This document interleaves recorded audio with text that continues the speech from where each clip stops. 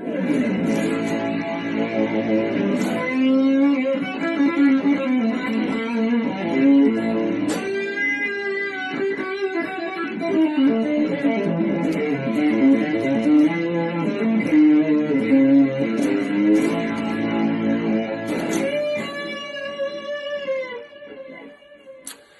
just wanted to show you that you can actually play guitar after COVID. Probably helps if you could play guitar before. Nevertheless, here's an old friend, actually a new friend, which I can talk about later. But I just wanted to talk to you folks about all this that they promised they would, because I find it interesting. And of course, we tend to walk around very fearful of what might happen if we got this terrible plague. Well, kind of ironic for me, I guess for all of us, you know, we go around, we've been incredibly careful, Anita and myself, spraying food and really not going anywhere, being very hermit-like in a way for the past, 20 months or so. And then last Saturday, we decided we will go to a birthday lunch, and we thought, this is the last social function we will go to. Not that we go to many anyway. We'll chance it. Everybody's triple jabbed. Everybody's going to be with one of these things which says you're negative on the morning, the lateral flow tests. So it seemed to be set up very safely. But of course, yeah, you kind of know you're taking a risk. And so we all went to the party. And I think it's useful for me to tell you this because you can make your own decisions. As Professor Whitty says, you kind of had to decide what your priorities are. And we did, and in retrospect, perhaps we made the wrong decision. We could have seen him another time, but that's history now. But just like you to know, yes, it seemed like a safe situation. You have your negative tests, you have your triple jab. So what could possibly go wrong? We thought we were in a kind of safe bubble, so we didn't wear masks. Not so.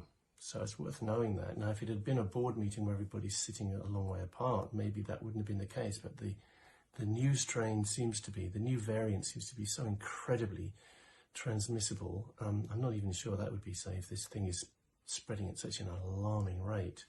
So just so you know, I can tell you kind of from the other side now, just for the few of you out there who haven't had this now, I can tell you what it feels like on the other side. Saturday was when the party happened. Sunday, Anita felt a little bit of a cough. I felt kind of all right, maybe a little snuffly. Monday, we both started to have some kind of symptoms, and we thought, maybe we got some flu or whatever. We're testing the whole time, and we're testing negative. And Tuesday, I hear that I think 8 people from the party had already tested positive and had the COVID in their systems. And I realized that they had been testing negative up to this point as well. So Tuesday night, we tested ourselves once more, and we were both positive. So it took that long, Saturday to Tuesday, for the test to show anything. But I would guess we were infective all along that time. So unfortunately, the test doesn't give you kind of immunity from spreading it. It certainly would seem. Luckily, we pretty much kept away from everybody because we had a bit of a feeling. So hopefully we didn't infect anybody else, although I'm not sure. We're now quarantining, of course. And yesterday I showed you the picture with the lurid double red line, very strong in my system. By that time I'd had 2 horrendous days, I have to say. It's like the worst flu you can imagine, really. And felt very despondent. I nearly came on here to sort of show people how pathetic I looked. But I thought, no, this is trying to grab sympathy, and it would frighten people.